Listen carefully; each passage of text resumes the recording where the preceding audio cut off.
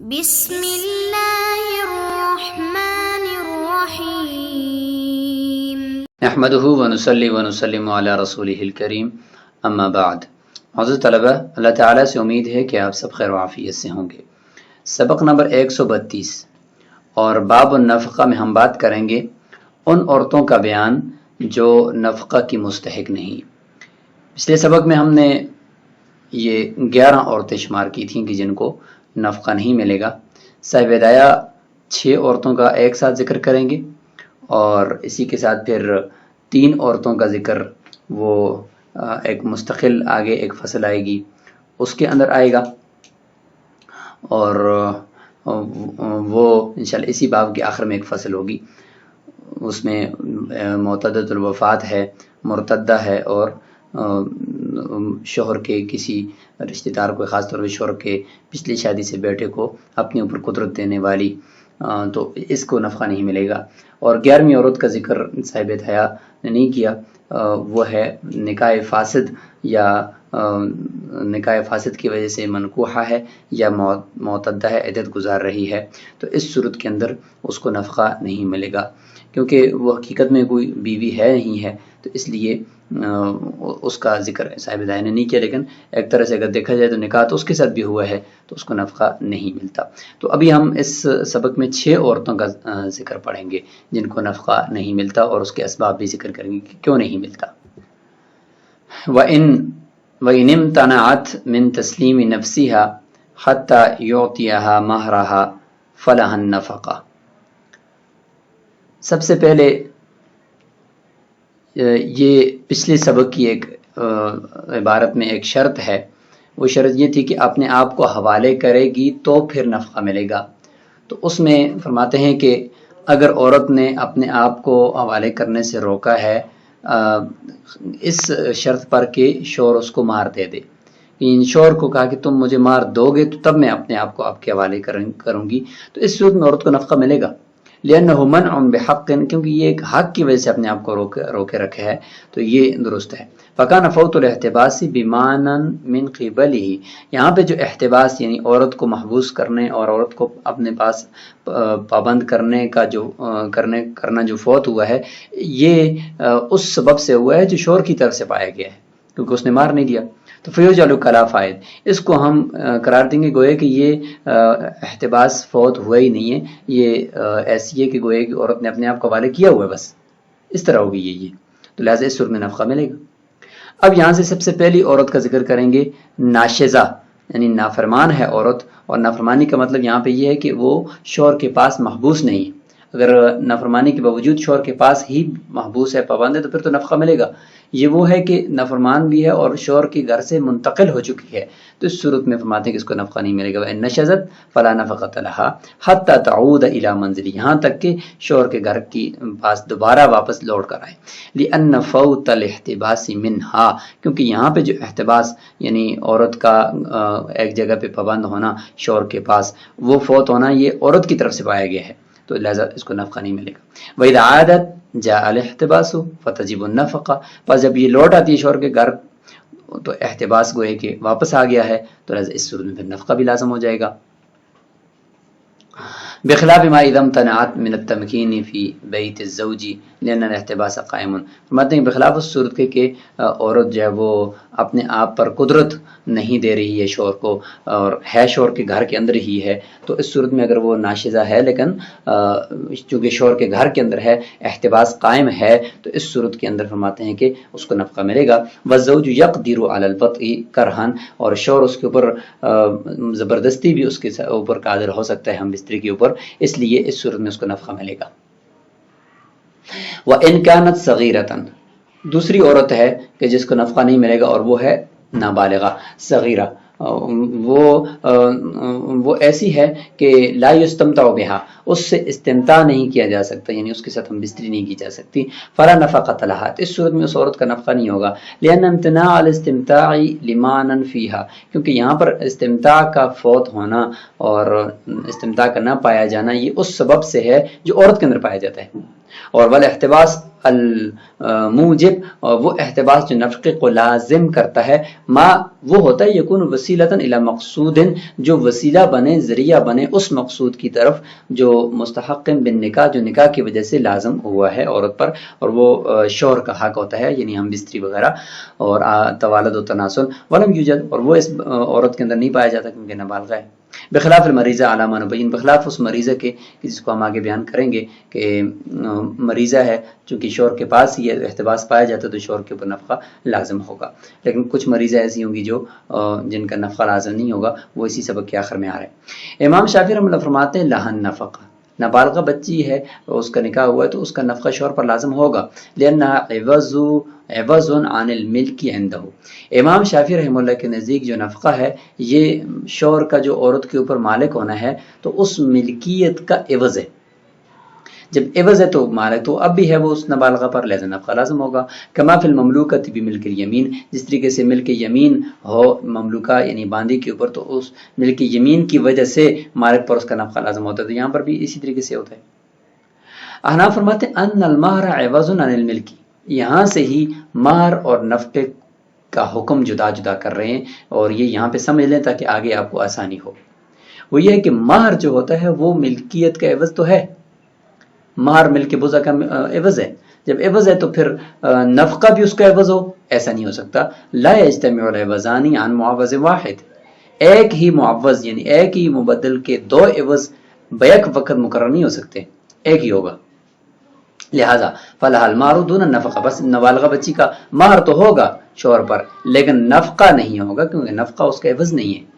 نفقہ تو ایک صلہ رحمی کے طور پر شوہر پر لازم کیا گیا ہے، اسی کے اوپر پھر 3 تفریعات بھی آگے آئیں گی کہ یہ نفقہ ایک صلہ ہے، صلہ رحمی ہے، نہ کہ کوئی عوض ہے۔ اسی وجہ سے اگر وہ پچھلے ماضی کے اگر کوئی نفقے رہتے ہیں شوہر پر تو وہ اس سے ساقط ہو جاتے ہیں۔ وَإِنْ كَانَ الزَّوْجُ صَغِيرًا لَا يَقْدِرُ عَلَى الْوَطْءِ وَهِيَ كَبِيرَةٌ فَلَهَا النَّفْقَةُ مِنْ مَالِهِ،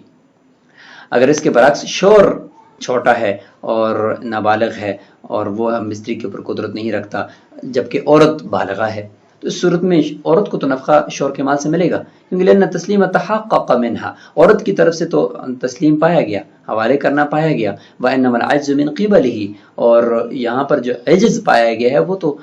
شوہر کی طرف سے پایا گیا ہے، تو فصار کالمجبوب والعنین، یہ اس طرح جس کا آلہ تناسل کٹا ہوا ہو یا کام نہ کر رہا ہو، عنین کی طرح ہے، تو اس کا حکم ہم نے ماقبل میں پڑھ لیا کہ عورت کو تو نفقہ ملے گا۔ وإذا حبست المرأة في دين فلا نفقة لها، تیسری عورت کا ذکر شروع ہو گیا جی، محبوسہ یعنی اپنے دین کے اندر عورت کو قید کیا گیا ہے، جیل کے اندر ہے وہ، تو اس صورت کے اندر اس عورت کا نفقہ شوہر پر لازم نہیں ہوگا، لأن فوت الاحتباس منها بالمماطلة، کیونکہ یہاں پر احتباس کا پایا فوت ہونا، شوہر کے بعد جو پابندی ہے اس کا فوت ہونا، یہ تو اور عورت کے پاس جو محبوس ہونے کا فوت ہونا ہے یہ تو عورت کی طرف سے پایا گیا ہے کہ بالمماطلۃ، اس نے ٹال مٹول کیا ہے اپنے دین میں جس کی وجہ سے اس کو قید کیا گیا ہے، غلطی اس کی ہے۔ وَإِن لَّمْ يَكُن مِّنْهَا بِأَن كَانَتْ عَاجِزَةً فَلَيْسَ مِنْهُ، اور اگر کوئی اشکال کرے کہ عورت اگر عاجز ہو اس نفقہ دینے سے، ٹال مٹول تو نہ کرے لیکن عاجز ہو، تو پھر کیا کریں، پھر بھی اس کی غلطی ہوگی۔ فرماتے ہیں کہ وَإِن لَّمْ يَكُن مِّنْهَا، اگر یہ احتباس کا جو فوت ہونا ہے یہ عورت کی طرف سے نہ پایا گیا ہو، مثلا اس طور پر کہ وہ عاجز ہے دین دینے سے اور اس کو زبردستی لے جایا گیا ہے، تو فلیس منہ، تو ہم یہ کہیں گے کہ مرد کی طرف سے بھی تو نہیں ہے نا، مرد کی طرف سے بھی تو یہ احتباس فوت نہیں ہوا نا، تو لہذا مرد پہ لازم ہم نہیں کریں گے۔ وَكَذَا إِذَا غَصَبَهَا رَجُلٌ كَرْهًا فَذَهَبَ بِهَا، چوتھی عورت مغصوبہ یعنی غصب کر دیا، اس کو اغوا کر دیا کسی شخص نے، زبردستی اٹھا کر لے گیا،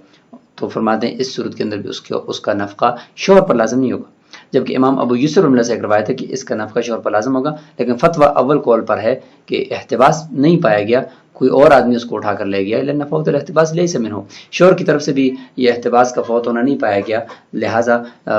ہم یہ نہیں کہہ سکتے کہ یہ شوہر پر لازم ہو۔ لیو جالا باقیاً تقدیراً، تاکہ ہم اس نفقے کو باقی قرار دیں تقدیراً اور حکماً، ایسا ہم نہیں کر سکتے۔ وقدا اذا حجت مع محرم، پانچویں عورت، وہ عورت جو اپنے شوہر کے علاوہ کسی دوسرے محرم کے ساتھ حج کے لیے چلی گئی ہے، تو یہ عورت بھی جب دوسرے محرم کے ساتھ گئی ہے تو اس کے پاس اتنی رقم تو ہوگی کہ یہ دوسرے شوہر کے دوسرے محرم کے ساتھ حج کے لیے گئی ہے، بھائی کے ساتھ یا ماموں کے ساتھ یا چچو کے ساتھ یا والد کے ساتھ، تو لہٰذا اب اس کا نفقہ بھی انہیں پہ لازم ہے یا وہ عورت خود ہی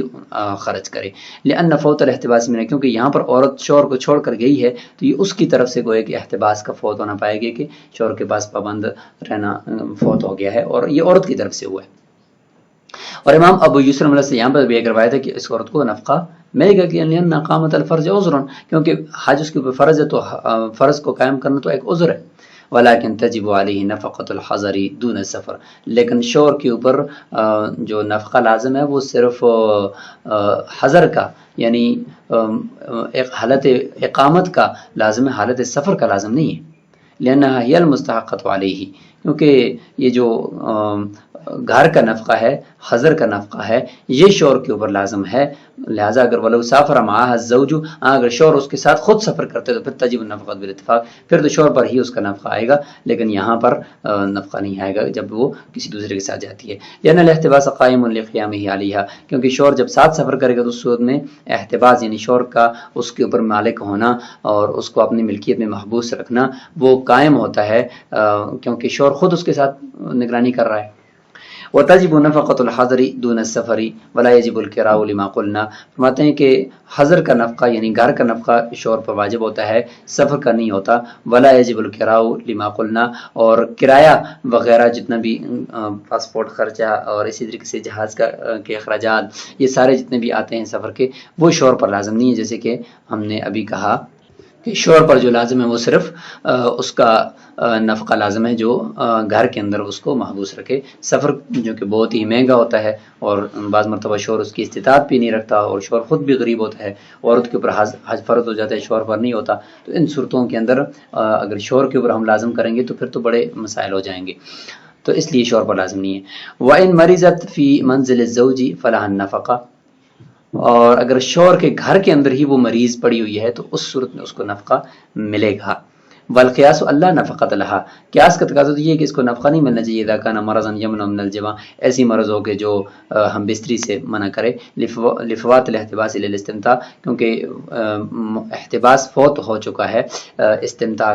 کے لیے، یعنی اس عورت سے ابھی استمتاع نہیں ہو سکتا،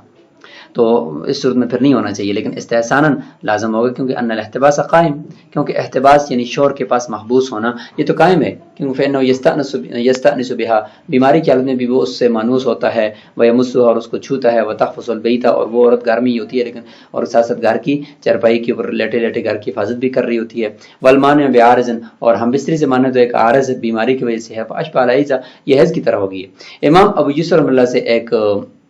روایت یہاں پر بھی ہے کہ انہا اذا سلمت نفسہا، جب اس نے اپنے آپ کو شوہر کے حوالے کر دیا، ثم مریضت، پھر وہ مریض ہو گئی ہے، تجب النفقۃ لتحقق تسلیم، نفقہ لازم ہوگا کیونکہ اپنی طرف سے تسلیم پایا گیا۔ ولو مریضت ثم سلمت، اگر ایسا ہو گیا کہ وہ بیمار ہوئی پھر بیمار ہونے کے بعد اس نے اپنے آپ کو شوہر کے حوالے کیا، اس صورت میں وہ نفقے کی مستحق نہیں ہے، کیونکہ لأن تسلیم لم یصح، کیونکہ یہاں پہ حوالے کرنا پایا نہیں گیا، کیونکہ مرض کی حالت میں وہ اس نے اپنے آپ کو حوالے کیا، پہلے اگر حوالے کرتی پھر مریض ہو جاتی تو پھر تو چلو ٹھیک تھا۔ تو قالوا ھذا حسن، فقہاء نے اس رائے کو بڑا پسند کیا ہے۔ وفی لفظ الکتاب ما یشیر الیہ، قدوری کی اگر الفاظ کو دیکھیں تو اسی طرف ہی اشارہ کرتے ہیں کہ شوہر کے گھر میں مریض ہوگی، اس کا مطلب ہے کہ حوالے اپنے آپ کو پہلے کیا پھر وہاں پہ مریض ہوئی ہے تو اس صورت میں اس کو نفقہ ملے گا۔ اگر وہ پہلے مریض ہوتی اس کے بعد اگر وہ کرتی اپنے آپ کو حوالے کرتی اور پہلی رات میں وہ مریض ہی تھی اور بستری سے بھی وہ مانے تھا اس کا مرض، تو اس صورت میں پھر اس کے اوپر نفقہ، اس کا شوہر کے اوپر اس کا نفقہ لازم نہیں تھا کیونکہ احتباس پایا گیا۔ تو یہ راجح قول معلوم ہوتا ہے۔ تو یہیں تک اس کو ہم پڑھیں گے، چونکہ 6 عورتوں کا ذکر یہاں پہ کر دیا ہے صاحب ہدایہ نے، بقیہ 3 عورتوں کا ذکر وہ آگے ایک مستقل فصل میں آئے گا، اور باندی کا ذکر جس کو نفقہ نہیں ملتا، جو شوہر کی خدمت کرتی ہے لیکن شادی بھی اس کی گئی ہوتی ہے، اس کا ذکر انشاءاللہ ابھی اگلے 1-2 سبقوں کے اندر آئے گا۔ السلام علیکم ورحمۃ اللہ۔